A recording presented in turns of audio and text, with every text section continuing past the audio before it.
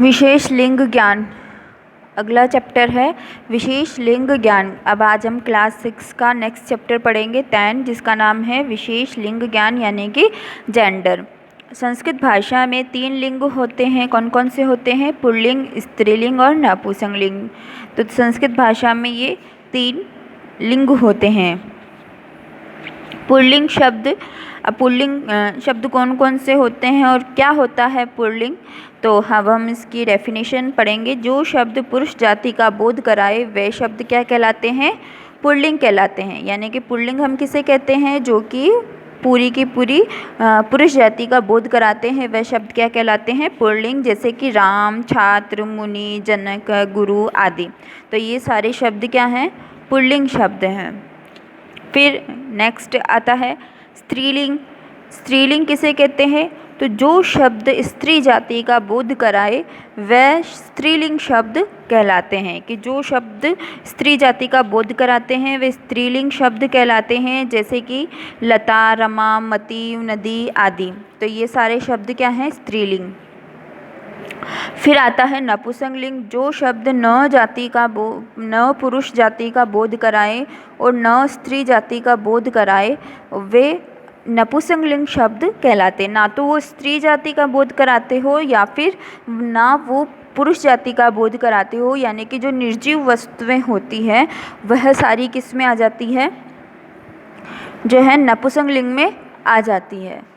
जो निर्जीव वस्तुएं हैं वह सारी नपुंसकलिंग में आती है। जैसे कि फल, पुष्प, नेत्र, वस्त्र, धन आदि। तो ये सारी क्या है? नपुंसकलिंग है वस्तुएं, जो कि निर्जीव वस्तुएं हैं। तो इस तरह से ये सारी किस में आ जाएगी? नपुंसकलिंग में आ जाएगी। तो यहाँ हमें पता चल गया है कि संस्कृत में 3 प्रकार के जो हैं लिंग होते हैं, स्त्रीलिंग, पुल्लिंग और नपुंसकलिंग। पुल्लिंग शब्द वह होते हैं जो पूरी की पूरी पुरुष जाति का बोध कराते हैं।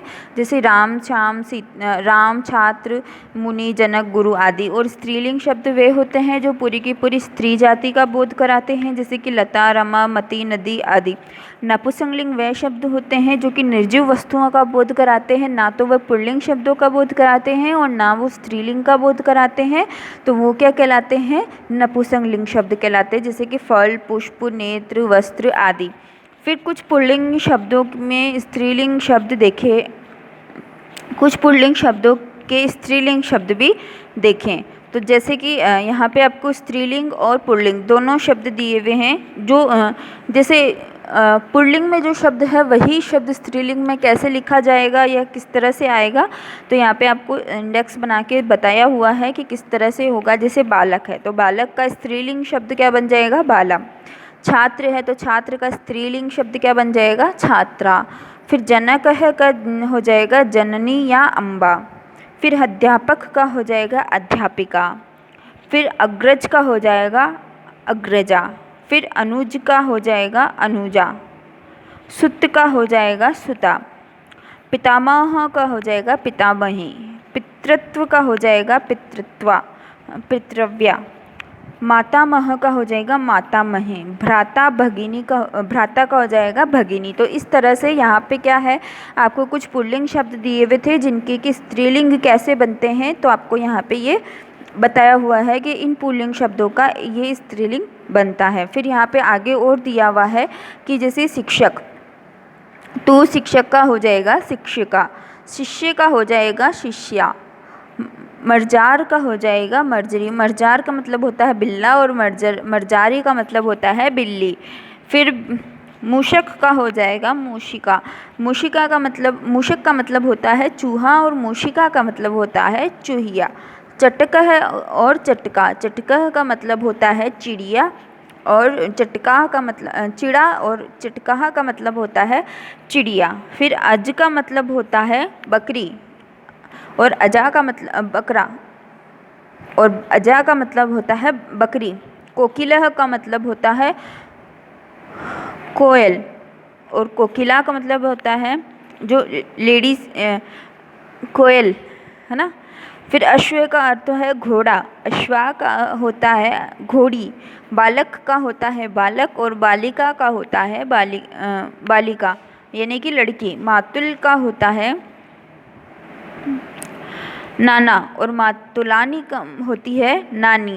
तो इस तरह से यहाँ पे क्या होता है, कुछ आपको दिए हुए थे शब्द जिनका कि पुल्लिंग दिए हुए थे, जो कि स्त्रीलिंग कैसे बनेंगे आपको यहाँ पे बताया हुआ है। फिर इसके बाद में है इसके क्वेश्चन आंसर्स। तो क्वेश्चन आंसर्स में आपको क्या करना है, पुनरावृत्ति हेतु बहुविकल्पिक प्रश्न। तो यहाँ पे आपको पुनरावृत्ति के लिए बहुविकल्पिक प्रश्न दिए हुए हैं। तो इनमें आपको क्या करना है, जैसे कि क शब्द है स्त्रीलिंग है, स्त्रीलिंगम क शब्द स्त्रीलिंगम नास्ति कि क शब्द का स्त्रीलिंग कौन सा शब्द स्त्रीलिंग नहीं है, तो यहाँ हो जाएगा ये सिंग, सी है जो है वह स्त्रीलिंग नहीं है।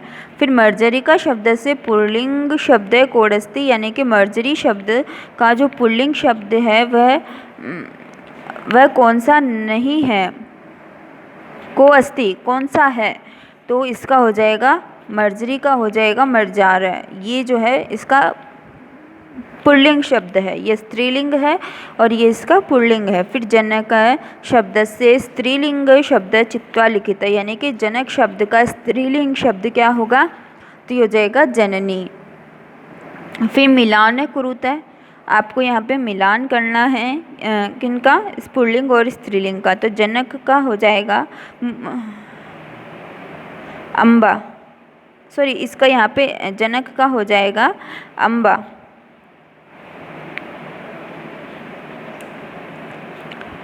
अम्बा हो जाएगा, यहाँ पे आप सही कर लेना, इसका अम्बा हो जाएगा। फिर इसके बाद में यहाँ पे आपको दिया हुआ है जनक का हो जाएगा अम्बा, आपको इससे मिलाना है, मूषक का हो जाएगा मूषिका, फिर शिष्य का हो जाएगा शिष्या, बालक का हो जाएगा बालिका।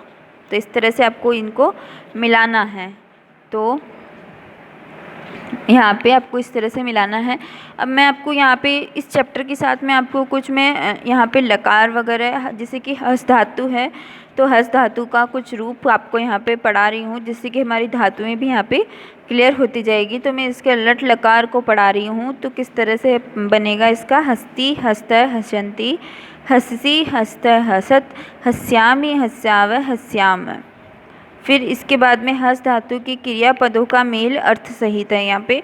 तो यहाँ पे किस तरह से बनेगा, हस्यसी, तो इसका वाक्य में प्रयोग हो जाएगा सहस्यसी। मतलब आपको यह तो लट लकार दिया हुआ है भविष्य काल में, और इसके अलावा यहाँ पे आपको दिया हुआ है इसके कुछ रूप दिए हुए हैं, तो वो मैं आपको यहाँ पे बता रही हूँ। हस्यति सहस्यति, द्विवचन में बनेगा हस्यत, वे दोनों हंसेंगे, तो ये हो जाएगा तो हसत, हस्यंती हंसेंगे, ते हस्यंती। तो इस तरह से बनता जाएगा इसका रूप। फिर हस्यसी, तुम हंसोगे तो त्वम हस्यसी, हंसतः तो हंसोगे, त्वम युवाम हस्यथ हस्यसी, यानी कि तुम सब हंसोगे, तो ये हो जाएगा युवाम हस्यस्थ। फिर बनेगा हस्यामी हंसूंगा, यानी कि अहम हस्यामी, हस्याव हंसेंगे, यानी आवाम हस्याव, हस्यामी हंसेंगे, वयम हस्याम। तो इस तरह से यहाँ पे आपको सारा दिया हुआ है हस धातु का। तो और इसी तरह से आप धाव धातु का भी करना, इसमें भी आपको दिया हुआ है धाव्यति धाव्यत, धाव्यशति धाव्यशंति, धाव्यसि धाव्यसत धाव्यशथ, धाविष्यामि धाविष्याव धाविष्याम। तो इस तरह से आपको इसका भी जो है लट लकार का ये रूप याद करना है। तो इस तरह से आपको जो है कुछ कुछ धातुएं हैं जो अपने हर चैप्टर के बाद में 1 या 2 धातु आप लिखते रहना, जिससे कि आपको आपकी धातुएं याद होती जाएगी।